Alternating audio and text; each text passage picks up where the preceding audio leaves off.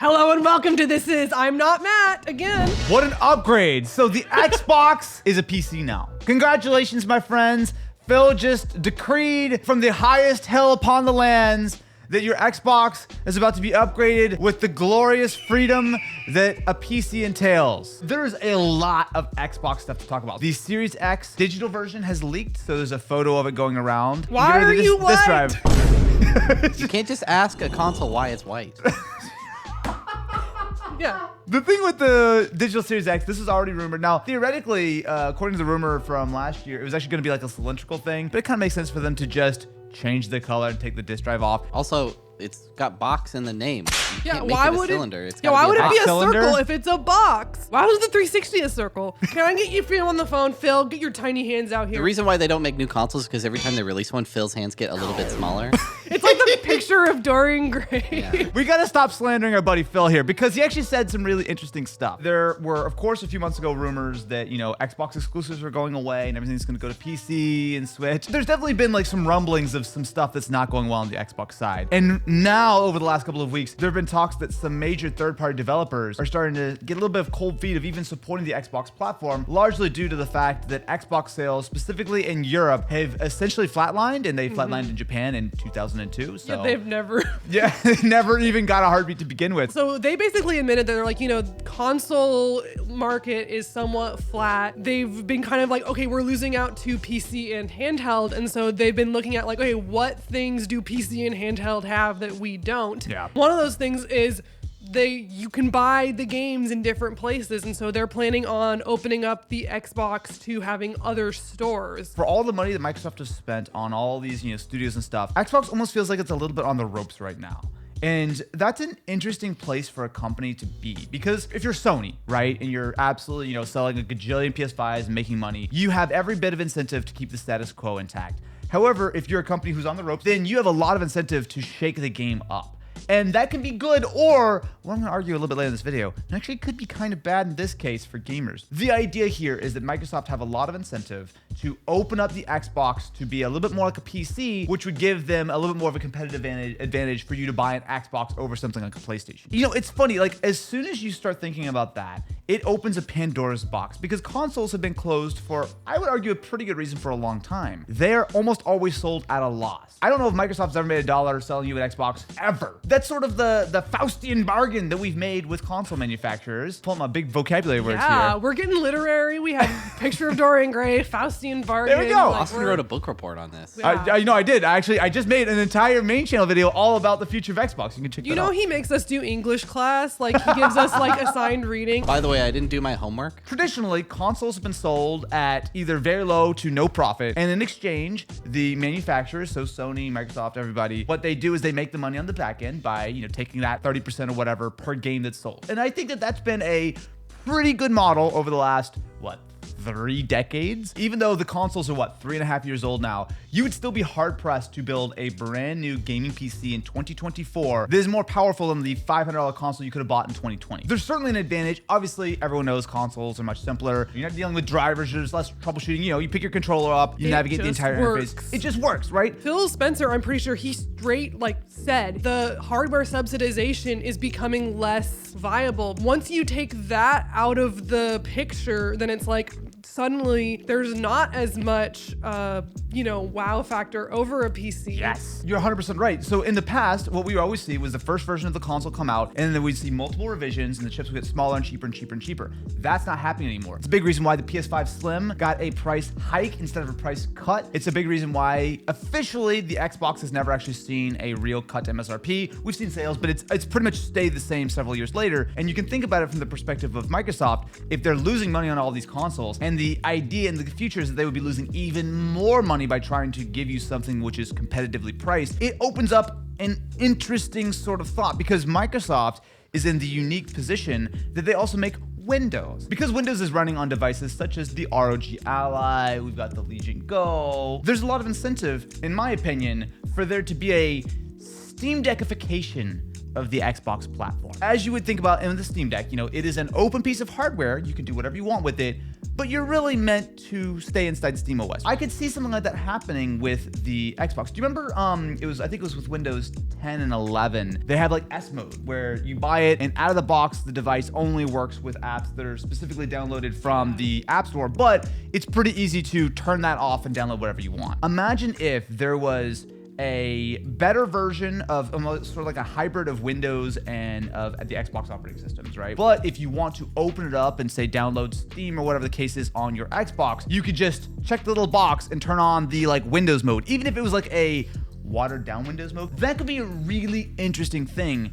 And Microsoft will have incentive to do this because then they're not competing with PlayStation. They're competing with like HP and very much Valve. But Phil Spencer also said, I'll be the first one to say that Windows could be better on the Ally, and something like that is probably feels like it would be a really a final form that makes sense for gamers. That's kind of cool because now you have like a more viable competitive option to a Steam Deck. If you think about the back end of Xbox, like Xbox is a lot of Windowsy stuff behind the UI. If they were to make a hybrid version where all the advantages of the Xbox interface, which is very easily navigable with a controller, they've done everything besides announce the fact that they are working on a handheld Xbox, like an actual like first party thing. I just can see a scenario in which the next generation of Xbox is kind of just a PC. Now, how limited they make that, totally up in the air. If it's a thing where you can only download Epic if they allow you to do it through the App Store or whatever, I don't know, but it would make a ton of sense because not only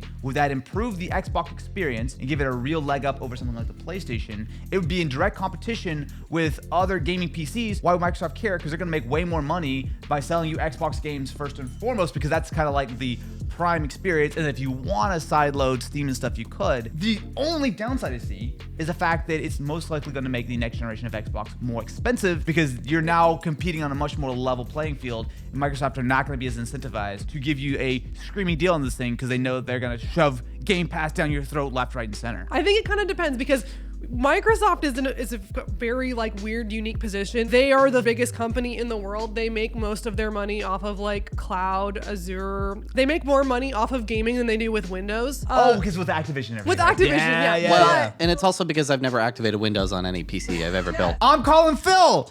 You're going directly to jail. Uh-oh. What they seem to be committed to as a strategy is like having their gaming kind of diversified. Like, okay, we have Game Pass, we have the hardware, we have Activision, we have all these things. Spread your eggs across all the baskets, so if one of them explodes, you still have a really nice basket. And it's not like they're gonna not subsidize these things at all. Any Windows PC, every time you see all the bloatware, a company's paying you them like $1 or whatever to put it on. And they're probably gonna get money from Epic, right? Exactly. And here's the other thing that I think also sort of lends credence to the idea that there's some massive changes coming. There obviously have been all of these antitrust lawsuits with Apple and Google, basically saying, hey, asking for 30% of all the revenue is kind of BS. It feels like the sort of time for all these platforms to just get a free 30% off of everything is kind of coming to an end. In fact, if more than that, it seems like before too much longer, you'll be able to download the Microsoft App Store, the Xbox App Store, obviously Epic, all these kind of things on phones and whatnot. And it's weird because Microsoft are one of the main companies who are advocating for this, even though they kind of have a lot to sort of potentially lose if this comes to like Xbox. But if they get ahead of it and they say, hey, you know what? The days of the full walled gardens are kind of over. Not only does it benefit them because then they can actually sell you Xbox games directly onto like an iPhone or Android phone or whatever, but also in exchange, if they now start letting other people into the Xbox, and because of that, maybe they sell more Xboxes and that kind of evens things out. If Microsoft is seeing the winds change and saying that all of these marketplaces are going to be opened up, then they have a tremendous advantage by doing it first. Yes. It's not necessarily that they are happy about this, but if it's something that Sony doesn't have, that's still a massive boost. And you got to imagine Sony are going to be forced to follow suit. Yeah. Right? I want to be clear. I actually think there could be some downsides here. Oh, definitely. We've gotten so used to massively subsidized consoles and gaming hardware that if we actually started paying full price for these things, when the new console comes out and it's $800 because that's what it actually costs to make, yikes. Now, I'm slightly exaggerating there, but there could be some downsides to it. That being said, I think if you are Philly S, over here. You've got all of the resources in the world at your disposal. If you want Xbox to kind of take that next leap, if console sales have kind of stagnated, what's the next thing you can do? Guess what? Go after the PC space. Why don't you make an Xbox gaming PC, which is just what a console is without the limitations, and whether you try to take a percentage from them or not, a small percentage or whatever the case is, imagine how compelling an Xbox could be if you could just load whatever you want on it. Maybe it's slightly limited, but just the same way that a Steam Deck could be your PC if you wanted to work around it a little bit, but it's totally doable. I think it would make the Xbox platform overnight an incredibly potent competitor to the PC space. And why does Microsoft care? Because regardless, they're all running Windows and they're gonna get paid at the end of the day. It feels to me like a lot of discussion of like consoles, like Xbox versus PlayStation, have been so trapped in 2007, just like perpetually. Like these discussions are like stuck in amber. We're clearly operating in like a totally different space. Mobile makes more money than all of it. Combined. For me, it's a little bit interesting from like a dev perspective, because my big appeal of PC for me is that if like one person makes a game in their basement, it's gonna be on PC. If we're opening up other stores, that also means potentially stuff like itch.io is gonna be available on Xbox. And so my question is like, at what point is the tipping point where like much smaller devs start going, oh, maybe I should also like think about porting my game to Xbox? Going between PC and Xbox is probably easier than it's ever been, just considering a lot of the DNA is shared. If that kind of thing becomes more like set in, then these engines are also ones that everyone uses, like Unreal, have incentive to make it easy to just be like, okay, build this for Xbox, build this for PC, so that people can, you know, move that experience out. I think right now, like, Microsoft is going hard on things that feel good to the consumer, because it is like, hey, please come over, I promise. But then the question is like, when does the other foot drop? Because like Microsoft has been trying to kind of play good guy for a while, but like, we know what they do. We know what they do. We bought Activision and Blizzard and we fired 2,000 people. I'm glad that they restructured some of that, but some of it's like, okay, well, actually it's probably generally bad when a gigantic company, the third biggest company in the world, gets the biggest game company. Here's the thing, we got Philly S. He's got our back. We all kind of know Microsoft is planning to defocus from hardware. We all kind of know they're shifting towards digital and whatever gets the game into the player's hands. But they can't really admit that, because then every single developer would leave and all the investors would freak out. They might misunderstand. We all kind of know this is going on, but no one can really say it. The big thing about this is curation, I think. They are so deathly afraid of letting you run an app that might not work on your hardware. But if they can outsource that curation, because they know Steam, they have a good idea that most of their games are going to run. Epic has an idea that most of their games are going to run. Yeah, when they made that Steam Deck, the fact that they have all these games, they went through this process of testing all of them and saying like, oh, these are good. We know these are good for it. And I think Xbox would be happy to offload that duty. Figure out what runs on our Xbox so we don't have to. I think they'd be happy to let that go. So what do you think about the Xbox future? Is it exactly what you had hoped for? Or is it your deepest, darkest nightmare in your shrine of physical Xbox 360 games and your cheapo Xbox Ones? Let us know in the comments below. And the Duke. And the... okay, that's my nightmare.